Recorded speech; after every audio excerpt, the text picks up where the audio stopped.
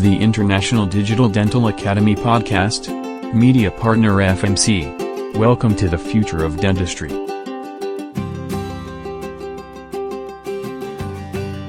Hey, Weston. Hi. Weston, welcome.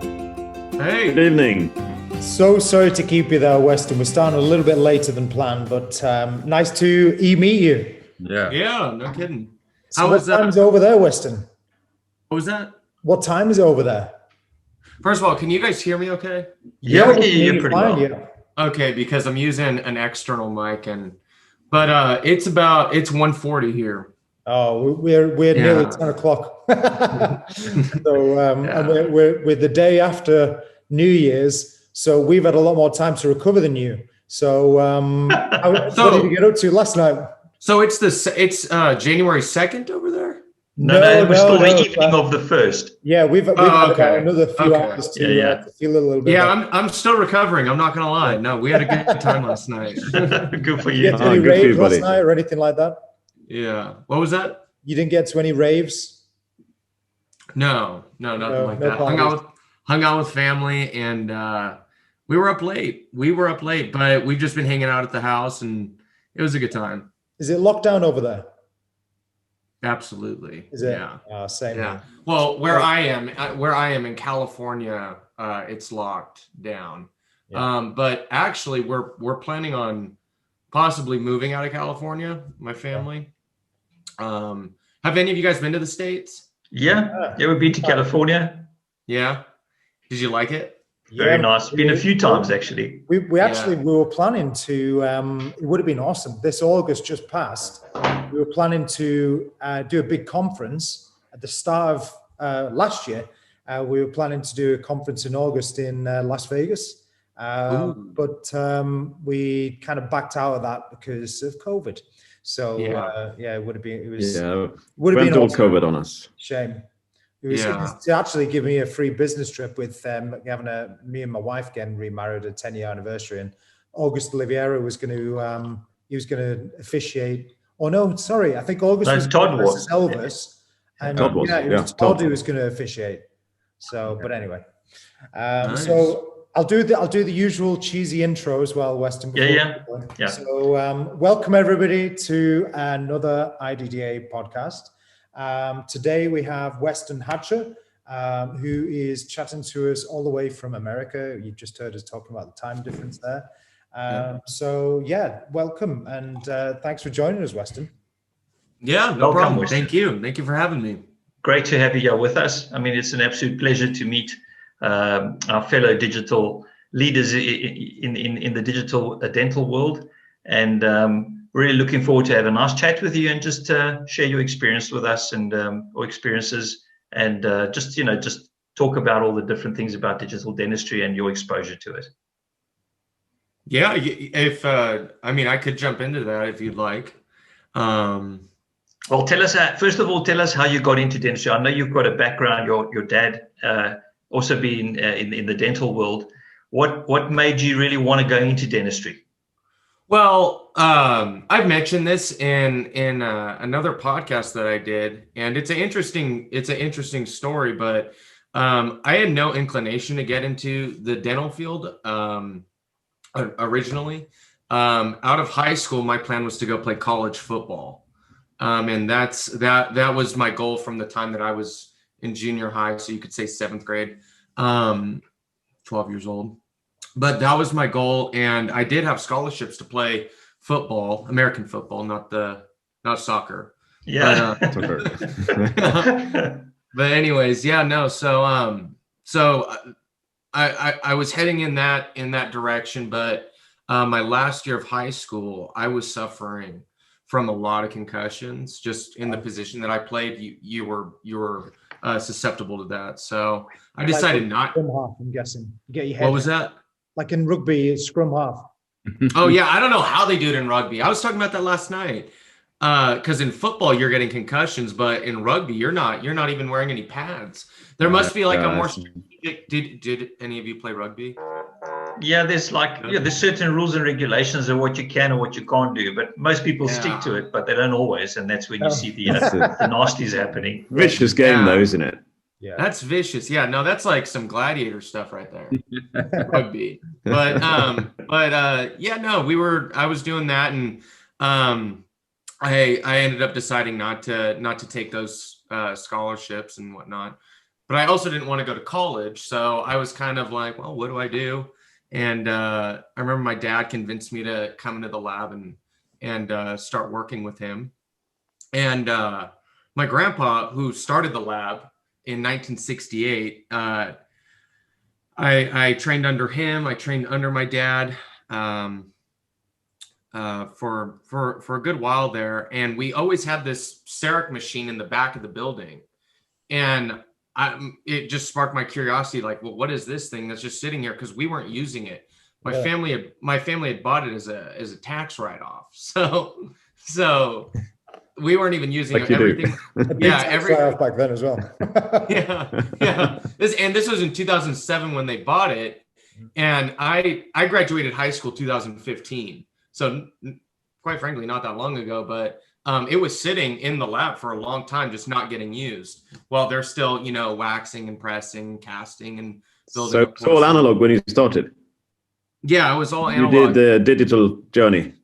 Yeah, and so I was like, hey, Dad, I want to check out this thing because it looks pretty sweet. So I started just playing with it. I had no idea what I was doing, really. But we did have an employee there, Jenny. She helped just show me the basics of the tools and whatnot in the software because she got some training on it. And I just learned tooth morphology, and then I learned how to use those tools in the software, and it just took off. We started milling everything. We were doing a lot of Emacs and zirconia, still are, but I remember as I was learning how to use this software, learning how to do the contacts and everything, my dad would tell me, because he was always finishing the crowns, doing the staining and glazing and everything. And he would say, after this is milled, I don't want to have to touch it, Weston. So that's my training. I'm like, yeah, no pressure. But I didn't even realize. I now know, like, looking back, wow, that's a lot of pressure. But I just figured, oh, this is, everyone must, like, be doing it this way. This is what he's telling me to do. Yeah. So that was my training, getting it to where after it's milled, and I want to make Dad proud. So, I'm working diligently to get this down, figure out all the parameters, but I'm learning this on my own. Yeah. And there was no like YouTube. I didn't even think to YouTube it. I like to learn things by like making mistakes. So I made a lot of mistakes, but no, that was the training. And once it got to that point, I realized, well, this is something I could do for like anyone that has a CEREC. Because with InLab 16, I remember when InLab 16 came out, or like 15, something like that, you were able to transfer DXD files and the design would stay intact. And then when I saw that feature in the new software, that's when I was like, oh, I could do this for anyone. Yeah. But to give people, some of the listeners who don't know Weston, the short few, they probably don't know. Weston really got to our attention with some of the beautiful things he was showing on Facebook. WestonHatcherDesign.com, I think it is, Weston, yeah. And I think fair to say, all credit to you. This leads in nicely to Quince's question, is that you do some really, really beautiful in-lab designs. And, with in-lab, I think from our experience, it's hard. And a lot of people find this, I think, is that with CEREC in-lab, it's really streamlined and easy to use. It's probably the most streamlined CAD software, but it's, the workflow is easy, but the results sometimes can go a little bit crackers, a little bit, off. Oh, yeah. And you make it look really simple and elegant. And, that's an art in itself, I think, to the anatomy, to have it look right, but not only look right for the patient, but just, bang on with symmetry, with all of that. And I think you do that beautifully. So, are you guys primarily using CEREC, or are you using other softwares? Yeah. Yeah, that's actually what I wanted to ask you, Weston, is I mean, we all cut our teeth on CEREC because we're all dentists, so we work, chairside CEREC designs and things like that. And where we really started, I think this is also where the IDDA really started, is the lack of training and the lack of resources available for people to learn how to really use the software, how to do designs. Single teeth are not really a problem, but once you get to multiples of 4, 6, 8 or 10 units at a time, that's when it really becomes difficult. So what I wanted to ask from you is, have you ever explored any of the other softwares like Exocad or there's like Remixes, like that, Remixes. So there's lots of different softwares, but it's interesting for me to see that you are working with InLab and you're getting these really great, proposals and I assume you spend quite a bit of time learning how to really get those shapes dialed in to get those really nice symmetry on that. Because for me, I love my tooth libraries. It's not like you can bring in, things like that. And the thing is, what I find a lot, and I think a lot of people struggle with this, is although the whole Sirona workflow is locked in and it's a really robust system, the disadvantage that you have is that you really sometimes struggle with getting those designs when you're doing like 8 or 10 units at a time, getting those designs right and getting it to fit in the mouth and also keep your symmetry and your lines and things like that correct. So if you can maybe just elaborate a little bit for us, how you managed to do that all in the Sirona architecture of software. Absolutely. Well, to answer your first question, I have played around with some of the other softwares, never 3Shape, but I did play around with Exocad, and I liked a lot of it. I thought that there were some really cool features, but it's not that I didn't want to step out of my comfort zone. It's just that what I really wanted to do was find a way to do what I was doing in Exocad in InLab. So I was like exploring all kind of workarounds, and the most recent video that I posted on my YouTube channel kind of like outlines the biggest difference between Exocad and InLab is for me at least is efficiency with making wax ups. So wax ups are extremely InLab isn't made for designing wax ups. There's no module for that. You kind of have to just do these workarounds, but I found a good workaround for that, and it's worked out phenomenally. I haven't dove into Exocad enough to compare the two in depth, but I do like the results that I'm getting with InLab, so I just stick with that. But maybe eventually I'll move into Exocad. But I think what you were saying, and this is one thing that we find as well a lot, is that we would like the robust workflow from Sirona and combine that with the ease of waxing up in Exocad to make a really nice software that you can have the best of both worlds, isn't it? Yeah, I was just talking to Mike Scramstad. You guys, I was just talking to him maybe a few days ago. He gave me a call and we were discussing this whole wax up deal. And I had mentioned that I'm like, hey, you talked to Sirona. A lot. Yeah. I'm like, can we get this in the works? And he said he didn't mention, I won't say too much. I don't know if I already have said too much, but he did say that it is on their agenda to make a module of that nature. But no, I mean, what I'm doing now is working just fine, but it would be great if it was definitely more streamlined. All that they got to do is make it to where you can somewhat superimpose Pontics over pre-op teeth. Yeah, exactly. And that's really it. Exactly. And then meshing it all together. But yeah, that's really it. It's fun. Well, the great thing for a lot of people that are advancing to the more advanced restorations, they have that confidence that somebody will be there to hold their hand. And I think that's quite a nice feature and quite a nice service that you offer for people, because it will actually allow them to do cases that they otherwise wouldn't select to do without going through an analog workflow, or not analog, but perhaps a delayed workflow. but using what you have and the service that you offer, I think it's a great bridging opportunity for people from moving from one level of experience to another level of experience as well.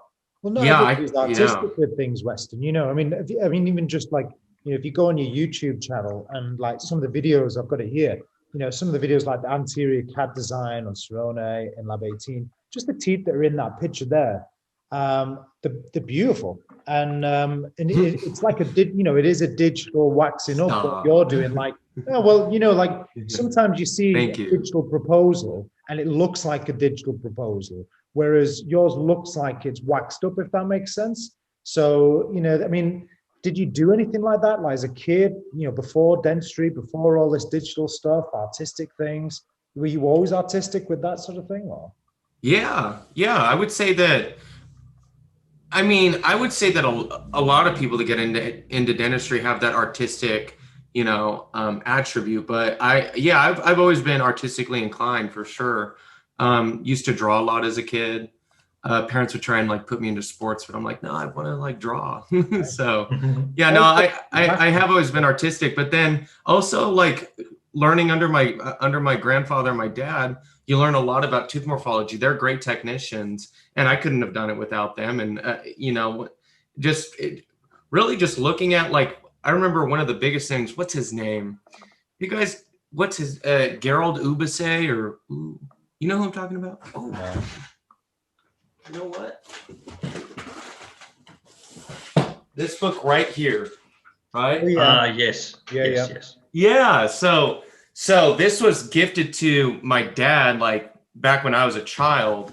You used to read it was bedtime stories. Yeah, no. That's funny. No, but it was happily ever after. The child got the beautiful smile they'd always dreamed of.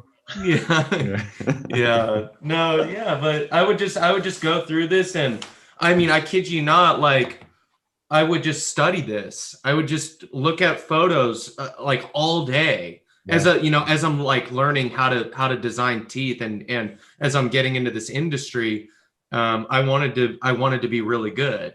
I don't want to do anything and like be mediocre. So I'm just trying to find a way to, and at the same time, I'm teaching myself this software. So I'm just taking in a lot all at once. But the biggest help in learning tooth morphology was working under my dad, but then just looking at this book right here. It's just filled with pictures of all kinds of. Do you guys have this book? I think I've got it at work. I don't have it here. It's a great book. It's a great book. But no, I would just go through this and like just look at teeth, and then try and do it on the computer. So, Weston, what sort of percentage of input do you put into finishing restorations, or do you spend most of your time on design? Most of my time's on design, but if it comes down to it, I've certainly helped out clients in choosing like a certain translucency or certain shade selection. But then if they've got like a question for staining glaze techniques or whatnot, I'll send them over to my dad, and he's been a big help there. He's really good, and I bought him a Mio kit. He's always wanting to try it, so I bought him a Mio kit. Fantastic, isn't it? Yeah, he loves it. So whenever anyone has questions on that, I send them over to my dad, and he's gracious enough to help them out with that. But I think one of the ways which we've seen probably excel more than anything is over this last year is places like yourself with digital design. And I think one of the nice things is that I think we've seen probably or heard of more and more local labs helping out with that side of things, or doing more digitally with local dentists, rather than getting shipped off to get designs in China or something like that. Do you know what I mean? So, you think that that's you think that there's going to be a big future in that? Definitely. I think that's probably the way things are heading, really, because I think that you more than likely have people specializing in different parts of the digital process. And I think the people lab technicians probably used to worry not necessarily, but the used to worry probably more about the future of lab technicians, when actually I think lab technicians can hopefully adapt to things a lot more easily than like a dentist can, because of the regulations that we have with some of the things, especially in England, with NHS, private, GDC, CQC, and all this nonsense. Whereas lab techs, hopefully have the ability to shift into services which might have doors open, but I'm not. I don't want to say too much for the whole of the industry, but that's what I hear. So. I do think, the COVID thing has obviously really accelerated the development of adaptability to digital anyway. And I think one of the the main things that will come out of this is that people will have to adapt and will have to change. And I do believe that, regardless of what happens, those changes will be positive, because it's a service that is required regardless of what happens to an economy anyway. Dentistry is a health service. It's not really just a retail service. It's a health service. And as such, people will always, one of the nice things with situations like we find ourselves in is people will always innovate and develop tools that they have available to maximize the benefits that not just for patients, but for their own careers as well will develop, So I do think we will see that anyway. And I do hope that 2021 is going to bring a lot more joy to people than what the previous year did. Yeah, I hope so. Yeah, no kidding. Yeah. So Weston, what have you got planned for the future now, Weston? Well, personally, that move, we are planning on moving out of California. And that and what I'm doing, you can do that, which is, I want to use that to its full advantage, being able to work off of a laptop. I want to situate my family in a place where I think we're gonna live a good life. And so personally, that's what's going on. Business wise, I'm just keeping my nose into the ground and just working my ass off, and just doing the best I can to help the industry with the videos that I'm putting out. The feedback from those videos, man, that fills my heart. That's the joy that I get from that. And it's almost like more rewarding because it's free. Like I'm just putting it out there on YouTube, just like to help. I'm not looking for anything in return, but just getting that feedback is like, it makes my day. And so I'm enjoying that.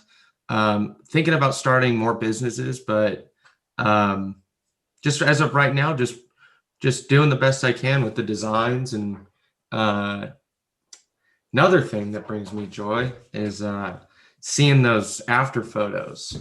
You get the before photo, and I could see, you could almost like sense the insecurity in the patient's smile.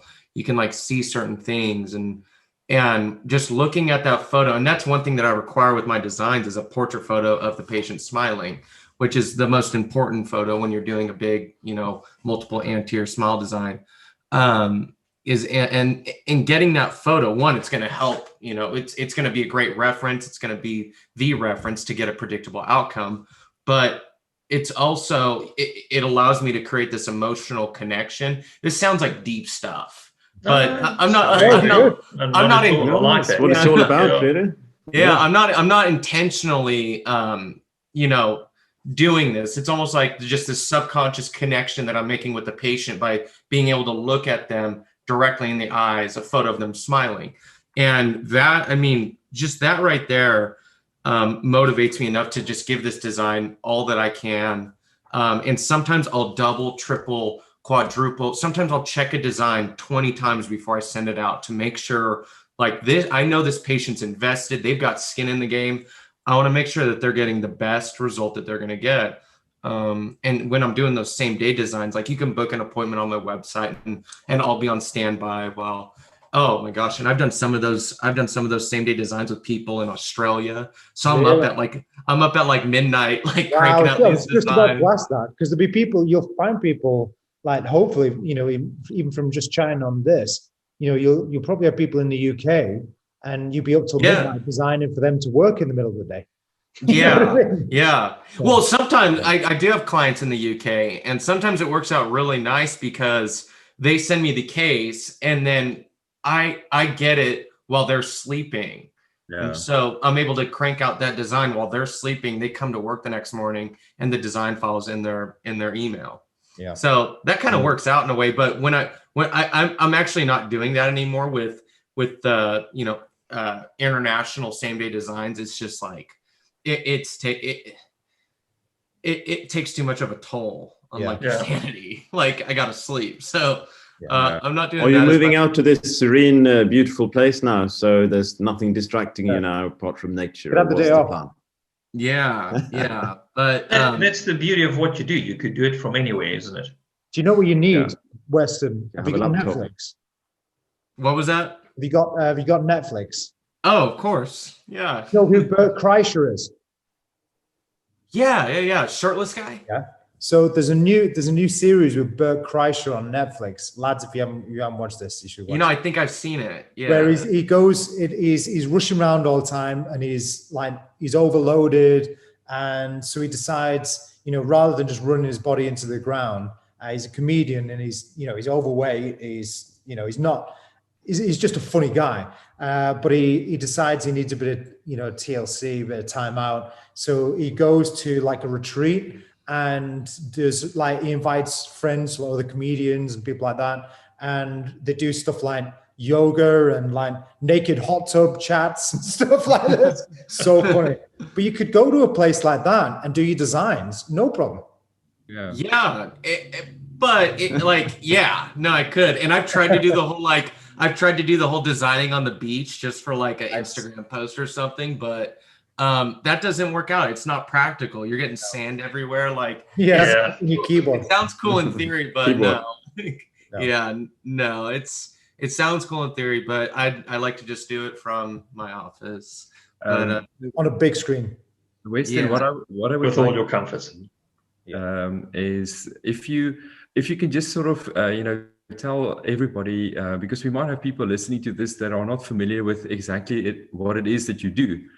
So if you can just quickly talk us through what is the whole process, because this is the beauty of digital dentistry, and if you can just sort of talk us through what it is that if somebody wants to use your services, what it is that they will need in any case to send you as well.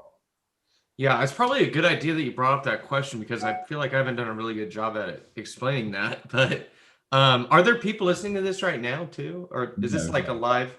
We did a couple, and we learned our lesson. Live. Yeah. We have to edit it. Yeah, I mean, if anyone out there is using CEREC, I primarily work with CEREC, but I have worked with some labs that aren't using CEREC, and I'll export STL files.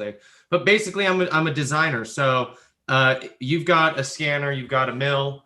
You can scan that patient, send those scans over to me. I'll design those crowns with the right references. We can get really predictable results. That is key right there, getting those references. So if you're using CEREC, you're probably familiar with the biocopy folder. You're going to throw a pre-op scan. So before you do any prepping, you're going to throw that in the biocopy folder. Then you're going to take some pre-op photos. Just make sure whatever you're taking a photo of corresponds with that scan that's in the biocopy folder. Sometimes I'll get a pre-op photo, but then there's a scan of a wax up in the biocopy folder. You get what I'm saying? Those don't correspond, so there's no reference there. But yeah, just pre-op scan, biocopy folder, pre-op photos. Do your preps, take your scans. Then what you're gonna do is send over those scans to me. If you're not in the United States, you're gonna send those scans through my website, those photos through my website, because I don't know the way that Cerna has it set up, but it seems like you guys, are you able to add? It may be different in the UK, but in a lot of countries, yeah, you can't add United labs in the United States. Oh, I don't know actually. Never thought about that. You just export it as a DXT or an STL then. Yeah, so you export it as a DXD. When you export it as a DXD, it's going to retain all that color that's in the digital impression. If you export it as an STL, you're going to lose that color. And that color is really crucial when you're marking your margins. So you're going to export a DXD, not RST, DXD. And then, I'll design that case with all those references. We're going to get a nice predictable results. Parameters are already set. Contacts are done. Everything's done in the design. Everything's filled out in administration material, all that. After it's designed, I'll send the DXD back to my client via email. You download that. And on my website, it explains the workflow, the whole workflow on the workflow page. But my client then downloads that design file, which is also a DXD file. But when you import that DXD file into your CEREC software, you just go right into the manufacture phase and the design's ready to mill. Yeah, so this is, because we do chat with, Murray Orr a lot, and you work with him in Australia. Ooh, I love that guy. How great is he? How great is he? Yeah, he's a lovely guy. And, the thing is, we chat a lot, him and I chat a lot, because we use, especially for getting those pre-op photos correct and getting the landmarks and the vertical and the horizontal lines correct, we use Smile Designer Pro quite extensively for that. Is that helpful for you to have photos exported from, say, for example, like a mock-up software like Smile Designer Pro, or do you prefer to work without anything, just with the sort of the photos of the patient showing you the landmarks that you need? So that's a great question. That also ties into another service that I offer, which would be digital wax up. So you send over pre-op scans with pre-op photos.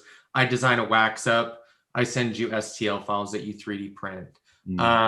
And that's a great way to determine what direction you want to go with the case, is by doing that diagnostic wax up. Now, what you're referring to would be like a 2D mock-up. Yeah. Like a 2D. Yeah, no. And he'll send those over when we work together. He'll send those over. And it's a good reference, but it's not like we can incorporate that into the CEREC software to like actually utilize it and like fill in that, like, say, silhouette of what you guys want the end result to be. But where it is useful is you can get a good idea of like what kind of tooth morphology the patient expects, because they've seen that photo, and you can kind of determine like, oh, well, these teeth the embrasures are closed on these teeth, so we'll go with morphology that resembles that. Or you can see embrasures are open, they're more youthful, or maybe there's more curvature to the teeth, maybe they're more ovoid. Like that's a good reference in that regard. And then also at the same time, you can somewhat determine like length when you're, so no, to answer your question, it's a great reference, but you're not actually incorporating that into the software. You're kind of just using it as a visual reference. But it is helpful for you to have that information. Absolutely, because it gives you an idea of the patient's expectations. Which is great, because then it just gives you more confidence in what you're doing and what the patient wants. But it definitely, for us, it helps with especially patient consent. It's a huge thing especially in the UK, and also where a lot of you basically eliminate the risk of litigation from a patient that is not necessarily happy with what you've provided them, because you have gone through all of these processes to make sure that they are happy with either the proposal or with the shapes and the morphology that's on the teeth. So for us, it's a very helpful thing so we do that in any case with all the Smile designs that we do. But it is, I think, like you say, it is a helpful tool. And I always feel that the more information you can give, the easier it makes whoever designs it to get a really nice and spot on design for the patient sort of first run around it. So you don't have to redo things and eliminate the risk, basically.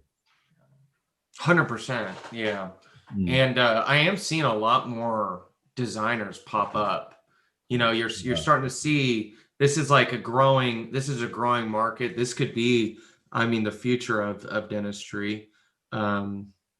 And it's already here, but no, I am seeing a lot of, and when you are working with that designer, yeah, no, the more information, it's always the better, always the better. Excellent. Oh. And yeah, so I think, have you guys got any more questions for Weston? Have you got any questions for us? You know, we've been asking you a lot of things, but Absolutely. I want to ask you what you guys are excited about in the industry and what you guys see coming, what you guys are looking forward to this year, your guys' plans post-COVID. But what excites you in the industry right now? What are you looking at as like the Bitcoin of dentistry? Well, I think, you know what, first of all, if I can butt in there, I think 3D printing is where it's all ballooning at the moment, you know, especially with the chairside printing. But equally, you know, things are really advancing rapidly because of the digital technologies available. So, you know, we're in a position now where even as a clinician using CAD software, the next stage would be the artificial intelligence where, you know, you'll scan the patient, for example, and then the software will suggest what sort of preparation you should make for this patient before you've even prepped it. So I think, you know what, we're going to be in an exciting time where dentistry will become a lot more guided by intelligent software and artificial intelligence. But equally, you still need the skills, and you still need that teamwork approach anyway. You know, from a dentist to a technician to the nurse to the all the other therapists and hygienists and all the other complementary services in dentistry. I think it's just exciting, and I think it you know, because of the position we find ourselves with in the world, it's going to be accelerated because the digital technologies will still allow you to progress despite what happens with lockdowns and despite what happens with like precautions you have to take for face-to-face treatments with patients. But certainly, I think the exciting thing for us as well is everything that we do from my perspective, it's about how it enhances the experience for the patient. And I love that, you know, if you make the process for the patient easier, I've already bought into it. Yeah. Weston, Yeah. I think we've run a lot of time that probably we're going to wrap up. If you were to say anything to prospective lab technicians who've got a bit of time on their hands, or just anybody who wanted to, you know, learn from you or anything, what advice would you give them as a last final thing to say? Advice to a technician. Anybody, so maybe someone who's analog at the minute but likes digital, wants to get into things a bit more, you know, what would you say? Well, this is what I would tell my dad, because my dad's in that exact same situation. he's been doing analog his whole life, and I'm like, Dad, you got to learn this stuff. It's fun. And it's the future going digital. That's what's happening, isn't it? Everyone is scanning, so there will be a great need for wax. Moving on to digital wax. Yeah. Yes. Yeah. So I mean, half the time I don't even know what I'm doing. Like I'm not saying like, yeah, like I don't have all the answers here. Believe but, that. Yeah. I don't. Your perspective, anyway. Yeah, from my perspective, I would say getting into digital dentistry it's a must. And if I'm speaking to that technician who hasn't got into digital dentistry but is maybe even almost intimidated by it, you just got to dive in. You got to if you don't have access to any software, that's a big initial investment, but invest in that software, invest in that laptop, and just dive in. And quite frankly, you'll realize it's actually easier to pick up than one might think. Mm-hmm. And when watching YouTube videos, you can't go wrong with YouTube videos. It's free. So check out some YouTube videos, and hell, if you don't want to dive into digital dentistry, then don't. But I do advise that. But you need to. Yeah, but that's really good advice. Thank you. Yeah, YouTube. It's been a pleasure chatting to you, Weston, and I think absolutely. Thank you. You know, we look forward to seeing some of the beautiful cases that you do on the group soon. So yeah, thanks very much for joining us, and have a fab new year. Thank you. Take care. Okay. Happy New Year. Thank you. Happy New Year. Have a good one, you guys. I hope we speak again. Yeah. Cheers, Weston. We have to. Cheers, Weston. Thanks a lot. So that was a lovely chat with Weston there, and I think I can speak for all to say he's a lovely, lovely guy. And it was lovely chatting to someone again from over in the States. Some really gifted guys over there, like there are here in the UK and everywhere, really. But it's lovely just to get the different perspective on things. It is, and you know what I really like about him? He's young. I mean, I think he's 23. Yeah. Obviously, it comes naturally to him. He's just gifted. Yeah. Definitely, he's a digital artist. You've got to have that skill as well to transfer what you see into the digital world as well. So I think guys like him are always going to be necessary where you have big cases that you really need to get it spot on, and it takes the stress away from you as a clinician to have to design it as well. Do you know what I mean? Realistically, for us guys, we do it because we love it. But there's a lot of dentists out there who have CEREC machines, and we know this from being told by like Henry Schein reps and stuff, that there's a lot of people out there who have CEREC machines that just sit in dust or hardly used or just being used for simple things that could really up their game. But there's a lot to consider, and what Quintus was saying there is true. You've got to be a bit of an artist as well. You can't just think you're going to jump in there and be able to do it. It's an ongoing process where and you need to learn to follow the what was I thinking. Well, should we call it a day? I think that's a good point to end.